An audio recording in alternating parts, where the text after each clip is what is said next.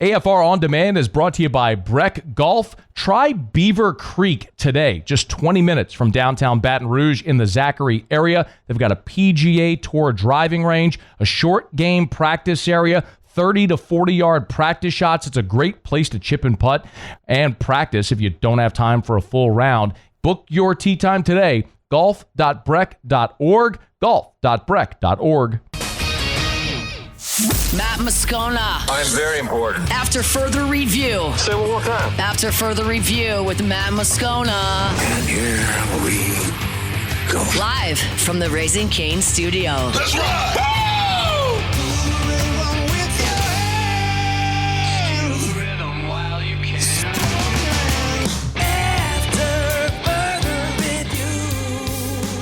Hour 3, off we go. Welcome aboard. Glad you're with us. AFR presented by Decision Critical Concierge Nursing. I'm Matt. Love you, Matt. Paul O'Neill. They're chanting Paul O'Neill's name. You so.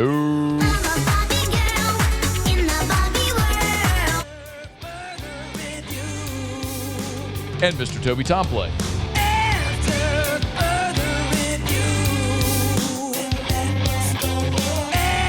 All right, we're here. Glad you are as well. 5 o'clock quitting time. Glad you're driving home with us. Blake Toppmeyer, USA Today. He'll be here in about 13 minutes. A bit of an SEC football preview, so we'll knock that around with us. Some actual on-field stuff we'll talk about with Blake here in about a dozen minutes from right now. Jay Johnson did a long sit-down with our buddy Michael Cauble over at our news partner, WBRZ. And they covered a lot of ground. Obviously, a miserable time for Jay Johnson because everybody wants to win. There are few people that I've ever covered at LSU that are more obsessed with winning than Jay Johnson. So he is no doubt sick every day that passes that he knows LSU is not playing baseball in June. You're not going to win a championship every year. We all know that. But not even being in the tournament is unacceptable on every level, and nobody knows that more than Jay Johnson. What is going to be fascinating, however, is what happens throughout the remainder of this portal cycle. And I think it also illustrates a change in approach. As a matter of fact, Jay Johnson in this interview sort of told Michael Cauble that in not making the postseason and starting earlier, what's changed in there? What they've been able to do differently in their approach, not playing now in June? I think we as a staff can collaborate on that exclusively, make great decisions, communicate with the players and the families, because there's a lot more to being a fit here than just being, a guy that can hit homers or a guy that can defend or a guy that throws a couple pitches for strikes. The character, the makeup, the mindset, all of those things have to be in place to truly excel, execute to get where we've been. And it's not a simple and a straight path all the time. Look, Jay was quick to mention that they have had success in the portal in years they've played deep into the postseason. Okay, I mean, they won the national championship in 2023, and they landed Luke Holman and Gage Jump the next year for 2024. Like, the two are not mutually exclusive. You can go deep in the postseason and do well in the transfer portal. Like, you can do both. Certainly there are some detriments if you're on a practice field playing let's say you play in a 3-hour game, and during that 3-hour game, a guy you're targeting gets a text message or an offer from another school but has to commit or make a decision, and you don't have the opportunity to take a phone call for 3 hours. Okay. I also think that that's an outlier of a circumstance. I think by and large, you just have to decide if you're going to make the money work for a lot of these guys. We are keeping a close eye on the rest of this portal class. As of now, there's only 3 commitments and 1 pitcher, that's Landon Hood. And when you listen to Jay Johnson talk about the pitching staff for next year, it kind of sounds like that's by design.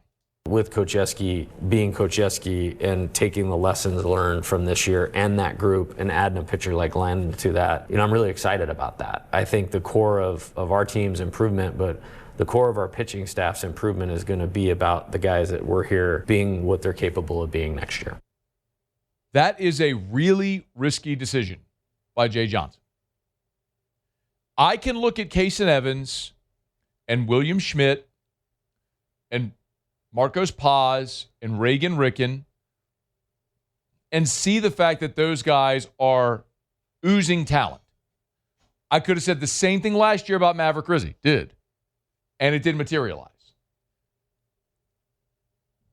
Banking on those dudes pitching to their potential is risky because those dudes help make up the pitching staff that finished dead last in the SEC in ERA. A safer bet is go into the portal and sign dudes that have pitched at a high level to a low ERA. Go find Luke Holman, who's been a Friday night guy in the SEC.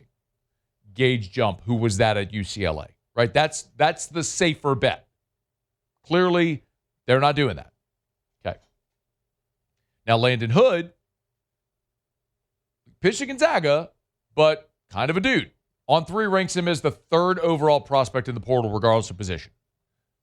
Big right-hander, those mid-upper 90s, throws a couple of breaking balls. Really impressive. What role does he fit into? We'll see. But you're not bringing anybody that's locked into a role or that has skins on the wall as a starter. You better develop those guys because that's what you're banking on. The other thing that is probably, maybe we should have led with this, that's gotten the most attention is when Cauble said this to Jay Johnson, which got no response, only an eye raise. Let's talk about Dawson because obviously we all expect Steven to go, right? I mean, I don't know that there's a world that we don't expect Steven, like especially, late season Steven, the way that he turns it on and catches people's eyes, I guess. That we expect him to go. So you're looking for a shortstop. Texas State, Dawson played there at shortstop. Okay, that's fine. So Jay kind of gave Cauble like a little eyebrow raised smirk look when he said we all expect Steven Milam to go. I do not expect Steven Milam to go. Let me rephrase that, okay? I am not convinced Steven Milam is leaving. I actually think there is a better chance as of this moment that Steven Milam returns for his senior year than goes. What I will tell you that I know, talking to and confirming this through multiple different sources, Steven Milam they have spoken to him already and laid out their plan for Milam for next year. He has a significant NIL offer on the table for 2027. Remember Jay Johnson near the end of the season when he was asked about Milam and Curiel and some of these guys, he said this. He loves it here. Like, he loves it here. That's the one thing we have going for us. It's just like, I don't think 30 teams are going to mess it up. Somebody's going to give him $2 million. So I appreciate that. And, it is, he's a great player and love him, kind of one of those guys you can't picture not having him, and we've been fortunate to have a few of those guys. If you look at the bonus slot pool for this upcoming draft, $2 million, the last of the $2 million is pick 49 to the Rays, $2,033,000. Pick 50 is the Cardinals, 1.982. So let's just say Milam's got to go somewhere in the top 50. There's not a single mock draft, projection,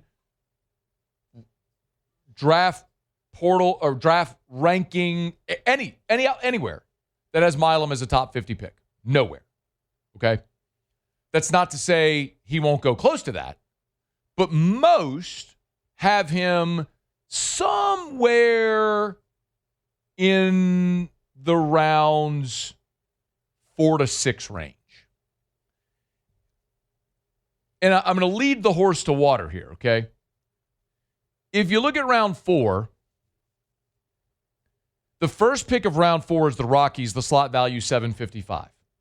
What I'm telling you is the offer that LSU, as I'm told that LSU has for Steven Milam, is more than that.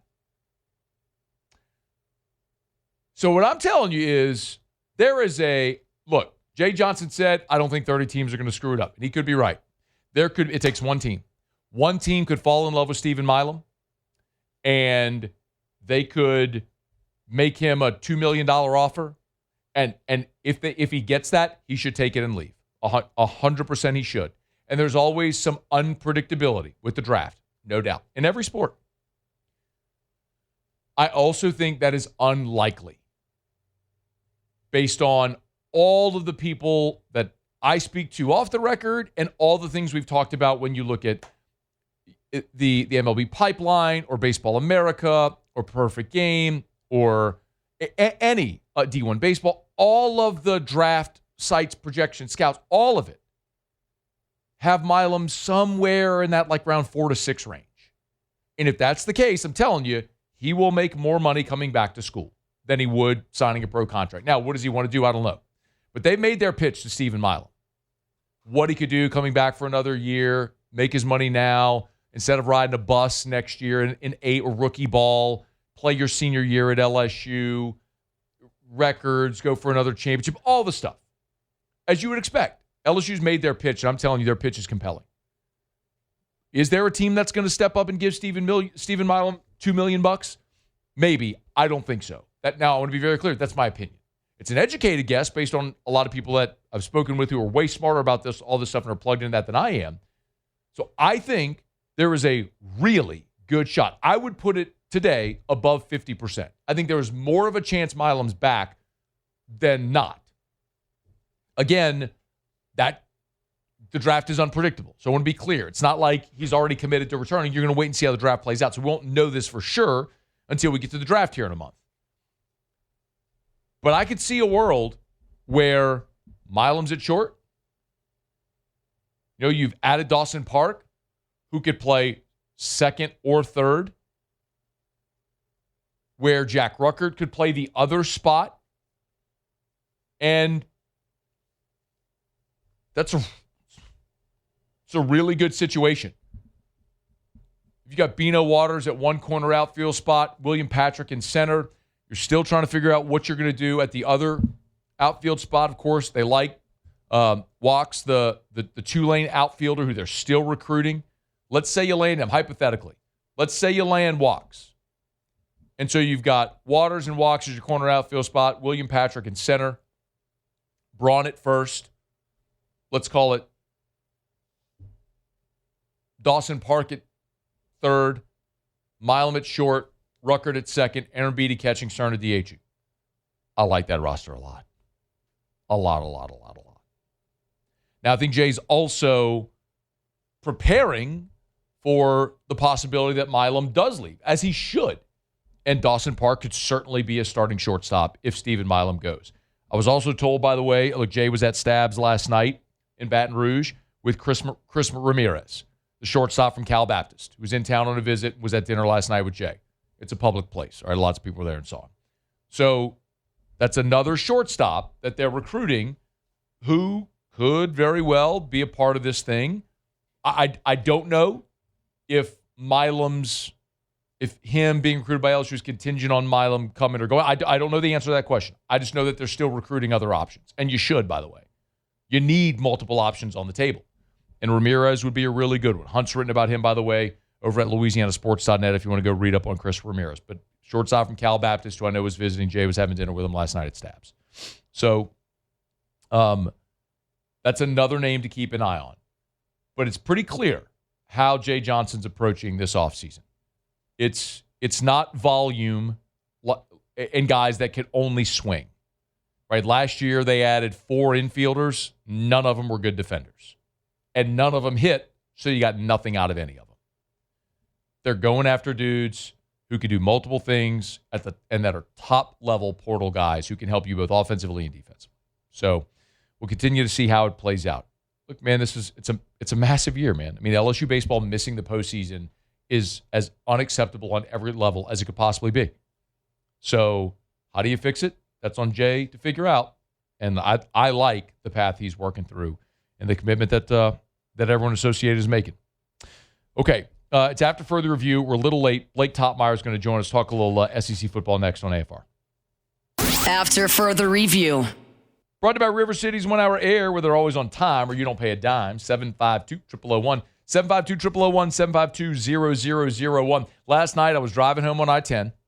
And they got the Piku exit, the part that goes like over I-10. As I'm going under that overpass, right at the overpass is one of those big yellow vans from River City's 1 Hour Air. I'm telling you, you drive around town, you end up seeing them all over the place because so many of your friends and neighbors trust River City's 1 Hour Air with their AC issues like I do. I always encourage you to be proactive. Get that preseason AC tune-up, 752-0001, 752-0001, 752-0001. Mention the show. They'll knock $30 off the price at River City's 1 Hour Air. Be proactive. But if you're not proactive and then you have an issue with your AC, remember, call River City's 1 Hour Air. Nights and weekends, they'll always come out and won't charge you extra to come out either. It's River City's 1 Hour Air, 752-0001, where they're always on time or you don't pay a dime. After further review with Matt Moscona, presented by Decision Critical Concierge Nursing. Healthcare for your lifestyle. Learn more at decisioncriticalbr.com.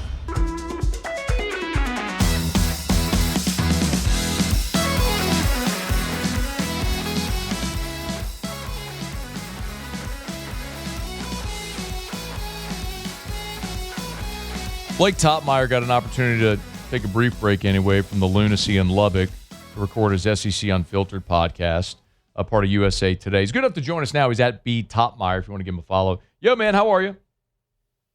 Doing well, you? Yeah, I wish LSU was playing baseball right now. They're not. That stinks. And I wish someone in Lubbock had a spine. So I naturally get you on to talk about the SEC, so I'm going to ask you about what's going on at Texas Tech first. So what's your take at what's going on there in Lubbock? It's pretty pathetic, frankly. The NCAA's rules on gambling are black and white, and everybody wants to pretend now that rules don't exist, and that's not true. There are a lot of rules that do exist, and the NCAA's rules on gambling could not be more clear when it comes to betting on NCAA-sanctioned sports. Athletes are not permitted to do it. They're especially not allowed to bet on their own sport. And if they do bet on their own sport, and if those bets involve their own team, as Brendan Thorsby's bets did, very clear. You are subject to severe consequences if you do that. And Brendan Thorsby admits he did it. He did it over multiple years. He placed thousands of bets. And, we know the story. His legal team was able to successfully argue that he gambled as a result of an anxiety disorder, and that because of that, and because he became a full-fledged gambling addict, the rules shouldn't apply to him. And to me, that is a bogus argument. A judge bought it, so more power to his Thorsby's legal team, but it's bogus to me to think that the defense of gambling and flouting the rules is being a gambling addict, right? It's almost a message from the court that if you're going to be a college athlete and bet on sports, don't just do it one or two or three times and then wisen up and turn yourself in and go get help. Go ahead and do it thousands of times, prove that you have an addiction, and then, the rules don't apply to you. I think everybody sees this for what it is. And Texas Tech, I don't buy for a second that they think they're doing the right thing here. They're trying to win football games. And I think there's a lot of other schools and ADs and presidents that are speaking out that if the situation was flipped and it was their starting quarterback, they'd put him on the field too. There's hypocrisy is king in college sports. But I think, any normal person can see that this whole situation is bogus. Hey, what do you think happens? Do you think he's going to play? I think there's, at this point, probably better than a 50% chance he plays. I don't think this thing's at the finish line yet. Obviously, Big 12 officials are still meeting and will continue to meet next week. As I understand it, the executive board, which is a handful of presidents from the Big 12, met today, and then all the executives, all the Big 12 presidents, get together next week. And I kind of think there will be some level of action, but the action won't necessarily be that the Big 12 is going to ban Brendan Thorsby from playing. And if they did try to do that, they might wind back up in court again. Perhaps The Big 12 will try to take financial penalties, as was the case with Baylor after the scandal there about a decade ago. Perhaps there will be some sort of penalty, toward Joey Maguire if he were to play him. Something toward the institution.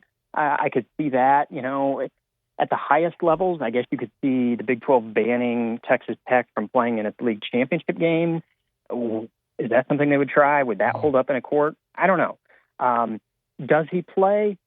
Yeah, it's not a certainty, but I think at this point I'd say better than a 50-50 chance that he plays this season. Yeah. The SEC isn't void of their own controversies. Obviously, Trinidad Chambliss gained his eligibility in court. Now, a lot of people high on Ole Miss. How high are you on the Rebels coming off their national semifinal appearance? I had some concerns with Ole Miss. I think they were riding the wave last year in the playoff of their coach leaving that could have dragged them down. But I think that group kind of rallied off of it all year, really. Even the month-long tap dance that Lane was playing, was he going to stay or was he going to go? I think his team almost fed off of that and rallied around each other, and we saw that in the playoff. But I think, of course, Charlie Weiss Jr. was still calling the offense for the playoff, and I think that's a not insignificant thing. And so now Ole Miss moves forward for a full season without Lane Kiffin and Charlie Weiss, at least in the headset role, in charge of that offense. I think Trinidad Chambliss is fabulous.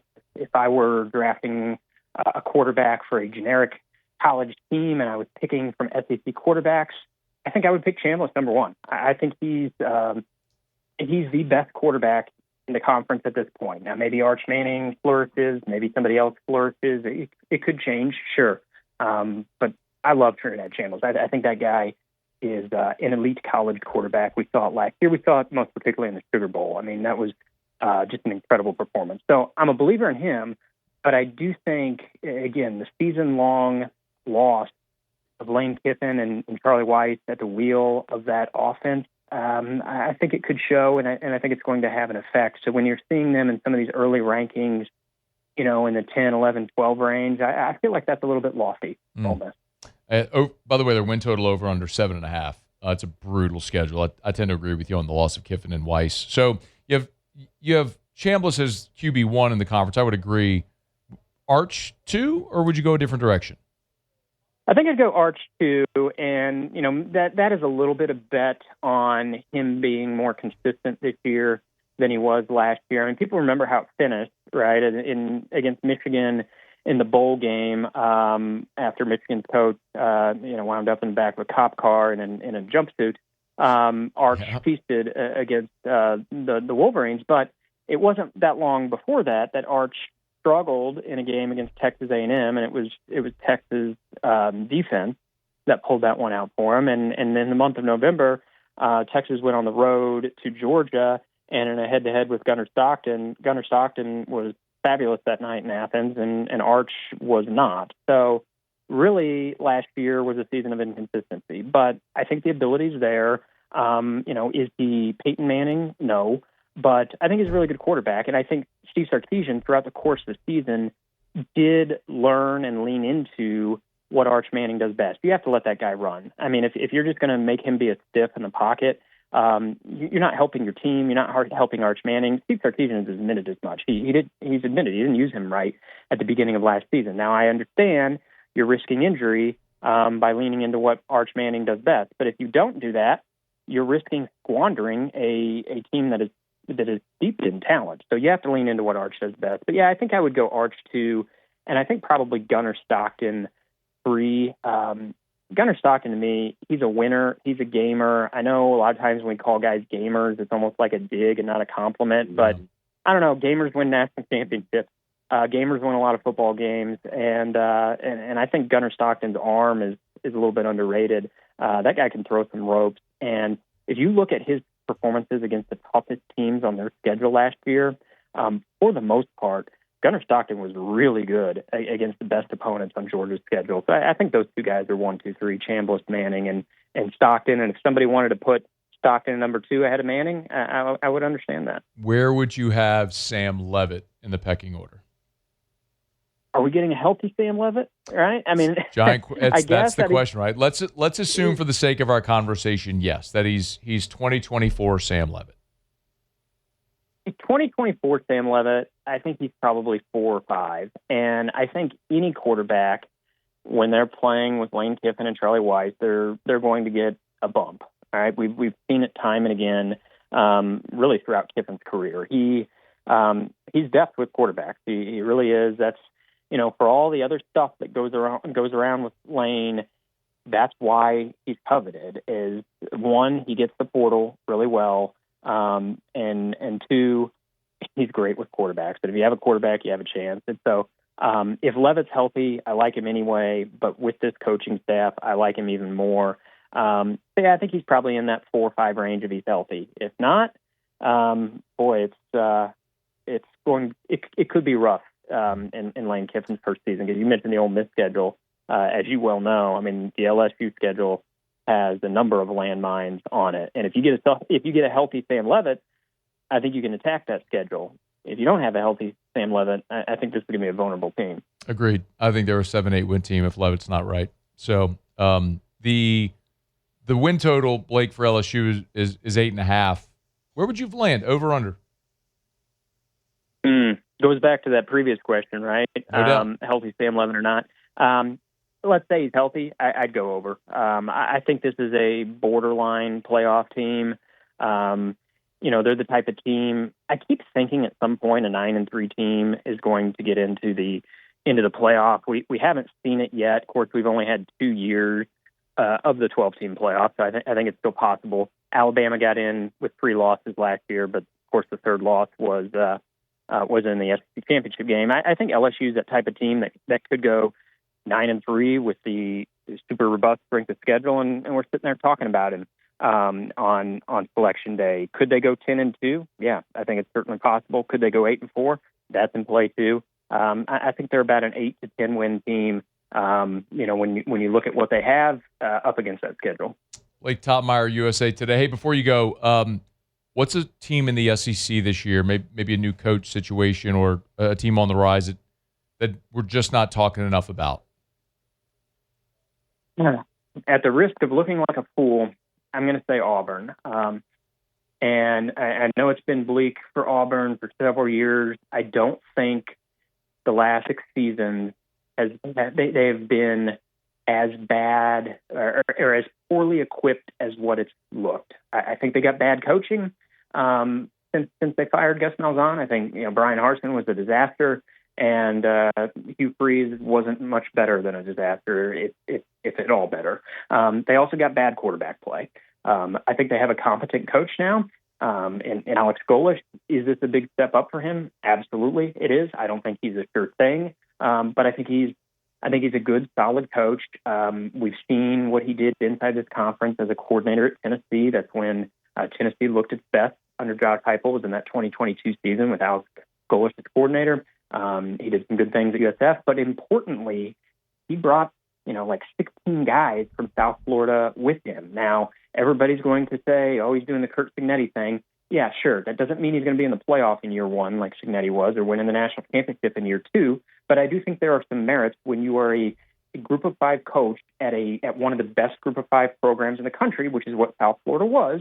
They were in that kind of top 10% of group of 5 programs, of bringing a lot of your roster with you. He did that, including Byron Brown, the quarterback, who I would have him as kind of a middle-of-the-pack SEC quarterback. I know there's been a lot of obsession on social media about his throwing motion, and it's not the throwing motion you'd build in a lab, but this is a big, strong guy who on 3rd and 3, I think he can get you some first downs. On 3rd and 3, the past 6 years, Auburn quarterbacks were turning the ball over. So I think they're more competent in the coaching position. I think they're more competent in the quarterback position. And if they just have a middle of the pack SEC quarterback, I think they can win a lot more football games than they have the last 6 seasons, because they didn't have a middle of the pack quarterback the last 6 years. They had a bottom of the pack quarterback. So I think that's, as far as year 1 coaches, I think Auburn's flying a little bit below the radar.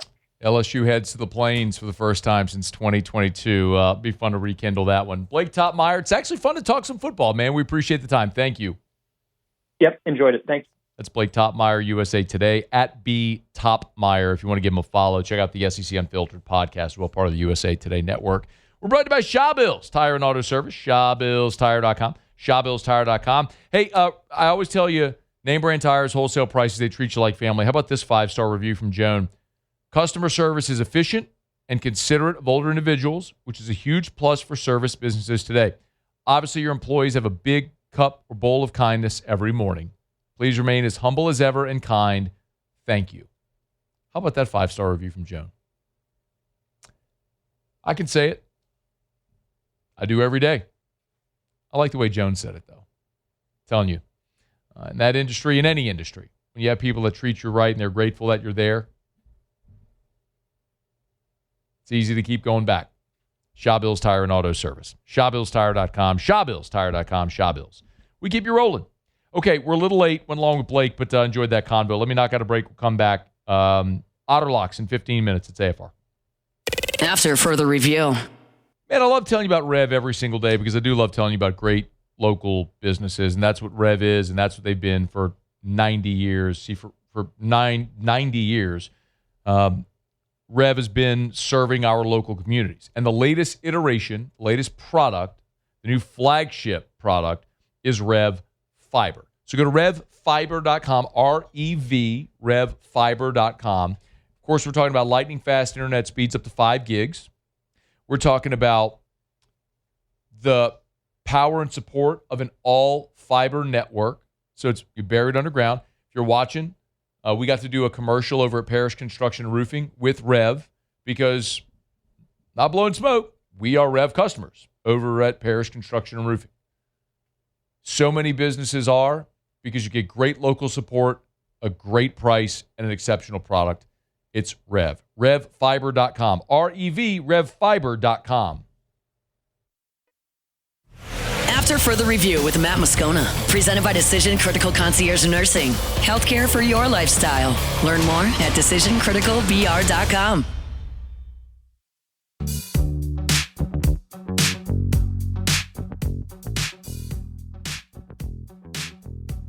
Knicks were down as many as 29.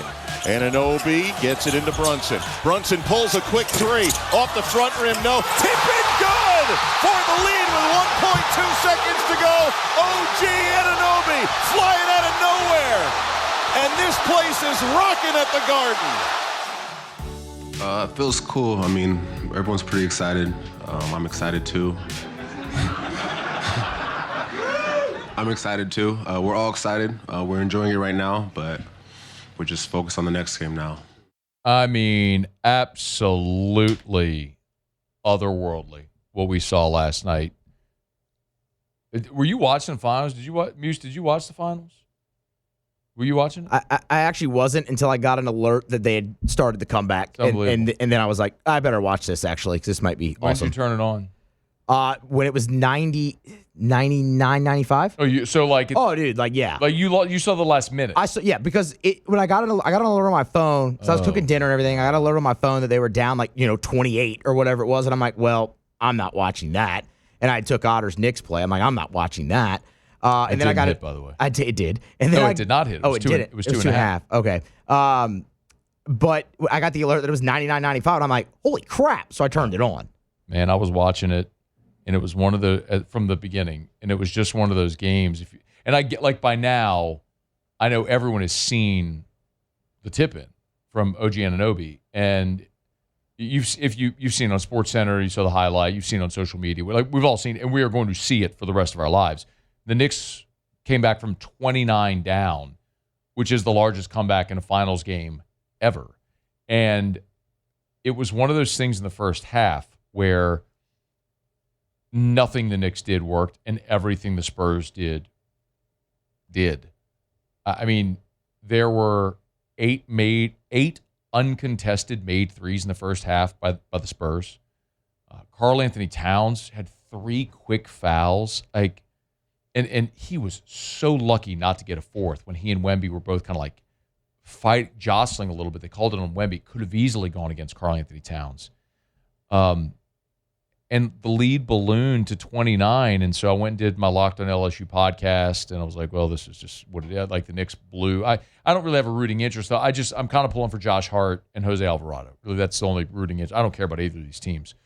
And then I came back into the den with 38 seconds left in the game and watched the duration. And it's one of those things where if you were watching it live, you realized in the moment you were watching a moment that we will talk about forever. That's why sports is undefeated, man. It was awesome. Jalen Brunson had 36, but the tip-in from OG Anunoby it's legendary. I mean, it's the type of thing that, I mean, I really, really loathe the fact that we all sports fans get just force-fed the New York sports teams all the time. And I get it. It's the number one media market. It's where most media outlets are based, and you're going to cover New York, LA. You're going to cover the big cities because of the population concentration. And so I really resent that we get force-fed Jets talk all the time and Knicks, even though the franchise has been atrocious. Well, like in New York sports lore, I mean, like Joe Namath's guarantee in Super Bowl III. I mean, like this is going to kind of be like Willis Reed.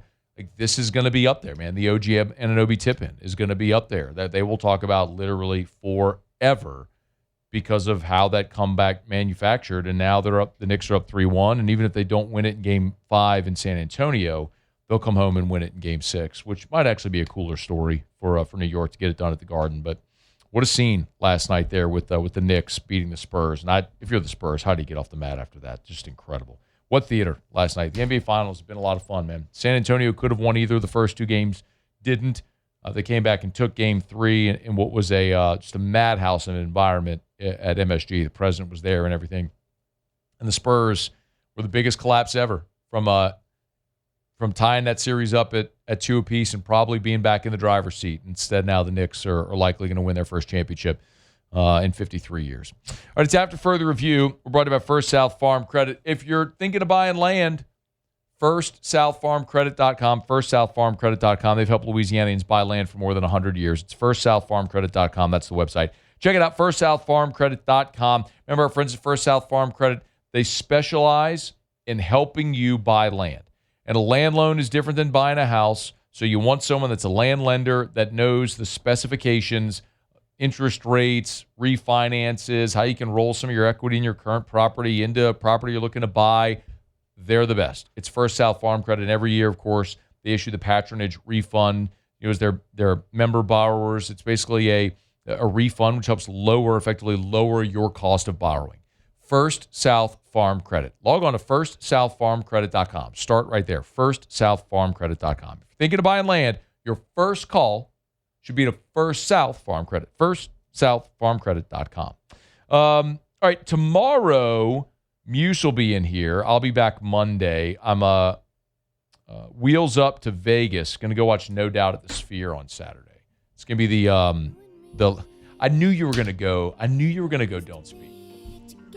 I actually hate this song. I shouldn't say I hate it. Would you prefer Just a Girl? That was the other one I was going to go. Anything. Really. All right, we'll do Just a Girl. Hold on. This became such a, it'll be great. It'll be great either way. It just became such an overplayed song in like 97 and whatever. But 96, 97, whatever that was. I knew you were going to go Don't Speak. But it'll be great either way. Sphere, I've said this. I went and saw Wizard of Oz at the Sphere in January. And I tell everybody, if you're going to be in Vegas, just go to the Sphere. I was actually having, when I went to South Point today to get my new whip. I was talking to Brad, who's the business manager over at South Point. And I was like, hey, man, you been to the Sphere? He's like, nah, man, we were in Vegas not long ago. And they were, it's like, Wizard of Oz was playing. And I was like, you didn't go see Wizard of Oz? Like, no, man, I wasn't really interested. I was like, be interested. Like, in anything at the Sphere. So just go. So this will be the last No Doubt show at the Sphere on Saturday. I'll be there. What are your expectations for concert, though? Because, I mean, you've seen a movie there, like you said. Yeah. How do you think concert will differ? Better. Better? That makes sense. You know, the weird thing about it, too, is because you can get all the immersive, interactive stuff being in the venue, but you're going to be seeing a live performance as well as opposed to seeing a movie you've seen before. But the weird thing about a concert at the Sphere is the quote-unquote cheap seats are low at the stage. Now, it's only a 1,500, 2,000 seat venue. It's not big, but you don't want to be down low. You want to be back so you can see the whole thing. I mean, the whole venue is a screen. So, like, we're like, you want to be mid. So, we splurge. Mid, like the mid section, aisle seats, center cut. Gonna wear my AI glasses. There you go. Where were you for Wizard of Oz? Same. All right. Fam, come on. You know me well enough to know at this point in my life. Yes, that's fair. There's things I spend money on. And especially what I do for a living, I don't go to a venue anymore and sit at cheap seats. It's just not a thing I do. Like, you stand on the field for games and your field, dugout, cheap seats aren't a thing you do anymore. So, it's me. It's my curse. It's my curse in life. I can't just do the get-in price. It's just not what I do. All right, so Muse will be hosting tomorrow. I'll be wheels up to Vegas. Gonna have a couple days there. Gonna go watch No Doubt at the Sphere, and then we'll be back on Monday. Quick trip, quick hop. All right, final break of the show. Jimmy will be here. Ooh, gotta go. Otterlocks next. AFR. Y'all, this weekend, get on by Clegg's Nursery. Any of the 4 locations, Seaganeer Airline, LA 16 in Denham, Mid-City on Donmore, Garden Center on Greenwell Springs. Tell you every day to buy local, shop local. And really the reason I make sure I emphasize that is I want to stress, man, support great local businesses. And sometimes it's easy to go to the orange or blue box store. And I'm telling you, man, bypass the box store and go to Clegg's. They got locations all over Greater Baton Rouge. They got amazing selection. Every week when I talk to Teresa, she kind of gives me an update on what the specials are, what the shipments are like, what the inventory is like. And they got still truckloads arriving every day of flowers and beautiful summery blooms. It is a great opportunity to get by Clegg's Nursery. House plants are great as well. That's a great addition for your home or your office.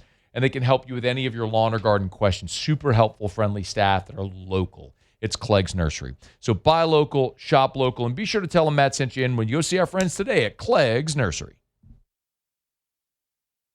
Proform Steel. Hey, look, we're talking about metal buildings, whether it's at your industrial site or you're building a shed in your backyard. You need a metal building built right from design to delivery. You want Proform Steel. Go to the website, proformla.com, proformla.com, proformla.com. There's a request a quote tab right at the top. Just hit request a quote, fill out some info right there, what you're building, what size you're building, all this. Maybe it's a RV or boat cover, maybe it's something for agriculture, maybe it's a warehouse, a big commercial building, maybe it's a church or community building. Anyway, it's all right there, proformla.com. Remember, everything at Proform Steel, no matter what size it is, you buy it from them. They got quicker lead times and always free delivery. You buy it from them, they'll deliver it for free. Proformla.com. After further review with Matt Moscona, presented by Decision Critical Concierge Nursing. Healthcare for your lifestyle. Learn more at decisioncriticalbr.com.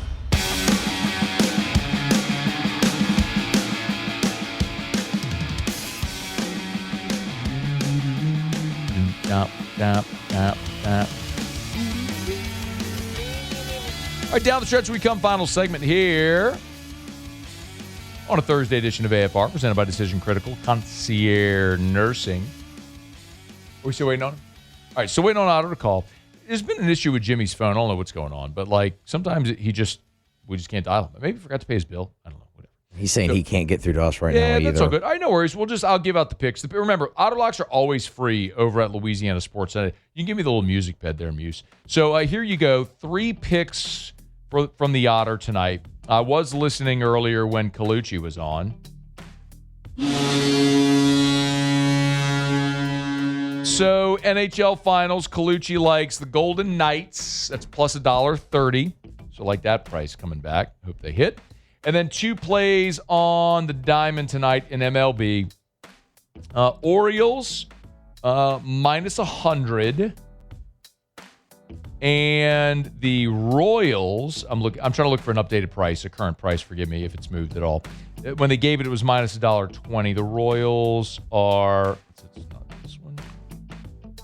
And they'll never be Royals. Is it off the board? Yeah, I don't see it either. I think it is actually off the board. All right, it's off the board. So he gave the Royals at minus $1.20, but I don't see it on the board right now. Lord. That's her, yeah. She's sang that song. That's the artist that sings Royals. Can't stand that song, dude. Oh, I love that song. Oh, I hate it so much. Why do you hate that song? It's great. It just annoys me. You annoy me. So glad I wanted to see you tomorrow, Muse. Ditto. Whatever. I'll be listening to Lord on the plane. No, you got to listen to No Doubt on the plane. Yeah, it's what you do when you go to a concert. That's not at all what we're going to do. I'm going to remind people about Arco Power Systems. ARCCO. Arco.com. Arco.com. ARCCO. Now, that's industrial Generac generator power. If you need standby power for your business, your commercial or industrial facility, that's what Arco does. They're the best, quite literally. I mean, they service north to Little Rock, east to Mobile, west to San Antonio, all over Louisiana and Texas. Check them out, arco.com. ARCCO. It's Arco Power Systems. Energy for your business. Get started today at arco.com. Arco.com. No, Muse, you listen to the band after the concert. Why would you do that? Because you're on a high. You just heard the songs, the hits. You're on the high. You're on a high. Then you listen to them. See, I'm on the opposite. I don't want to listen to them on the way. Oh, I do to build the anticipation. No, I'm going to hear it all when I'm there. I'm going to be surprised. Oh, I heard that one in forever. Not, I heard that 5 minutes ago in the car. AFR. As we get on down the road, I always love telling you about our friends at FMOL Health, Our Lady of the Lake, championship health partner of LSU Athletics. OLOLRMC.com/LSU. OLOLRMC.com/LSU. And I'll tell you, there has been quite literally no organization that has been a better or more generous partner of LSU Athletics during the NIL era than FMOL Health, Our Lady of the Lake. If you watch with us, you see all the great commercials. They're already starting to run a lot of the ads and content they're running for the LSU football team and their NIL deals. 23 LSU football players they've done NIL deals with Our Lady of the Lake for this coming football season, which is so exciting. We'll have plenty of opportunity to talk to a lot of those guys on behalf of Our Lady of the Lake throughout the summer and throughout the fall in 2026, and we're really looking forward to that. But you want world-class care here at home, you want Our Lady of the Lake. Our Lady of the Lake and LSU. Together, we roar.